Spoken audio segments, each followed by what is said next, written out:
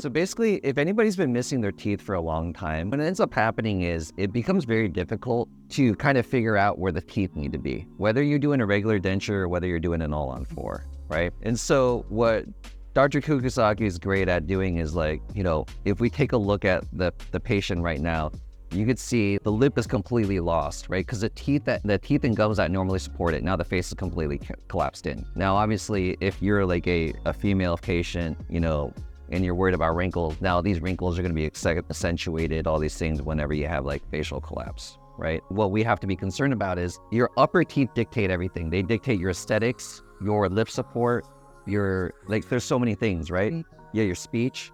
So we have to establish that first before we can go to doing the lower teeth. So Dr. Kukusaki, kind of like explain when you have your teeth right here, how do you dictate?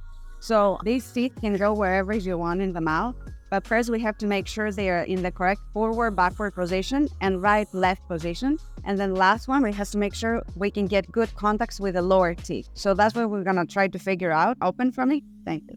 Plus, we want to make sure that the lip will be supported enough so that he will be okay with speech and, function. Bite down. So like over here, you can see his lip is kind of support already. The midline is good. Midline is like the centric line between these front teeth. It has to be centered with the facial midline, the whole face. And also the lip has to be supported. And also, as we said, just a good bite with the lower existing teeth. It gets a little confusing, right, Dr. Kukusaki, when you're trying to close the jaw because the jaw can kind of go into many positions. Right. So when we do that, open for me, we have to position the jaw. There are 3 different ways to do it. But what I normally do, the patient can relax the jaw and then you basically have to guide because it takes a lot of training. But you can relax the jaw for me and then close. Sometimes the patients are not very cooperative because they're sleeping or something, so tongue is in the way. But then close, bite down all the way, then you close the jaw like that.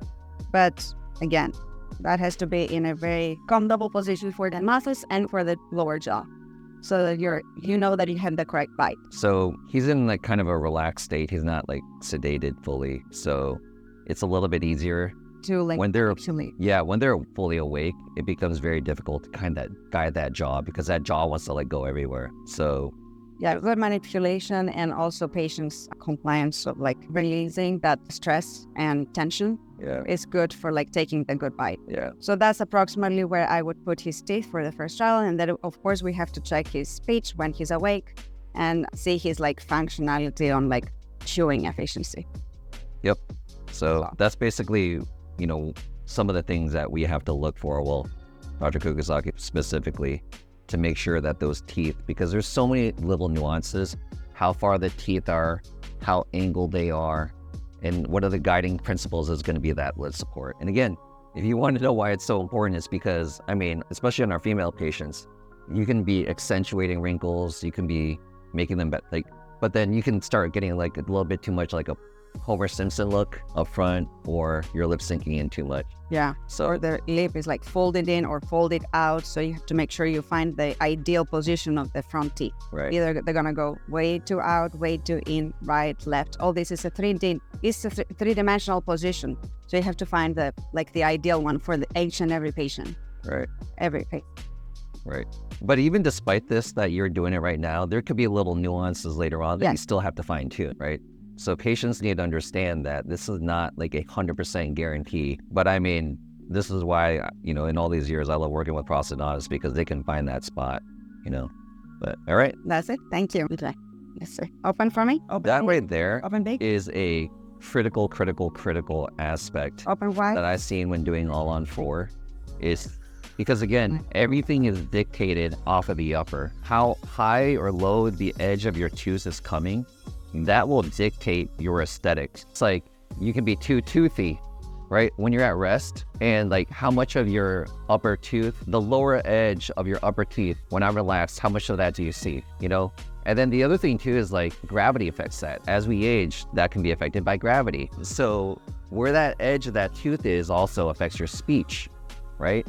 And then where the edge of that will then affect where my lower teeth start. And then like, again, I have to then blend that with the lip support that we were just talking about. So, and then finally speech, right? So there's all, like blending all these things is no easy feat. So trying to like master and manipulate that for a great final product is very key.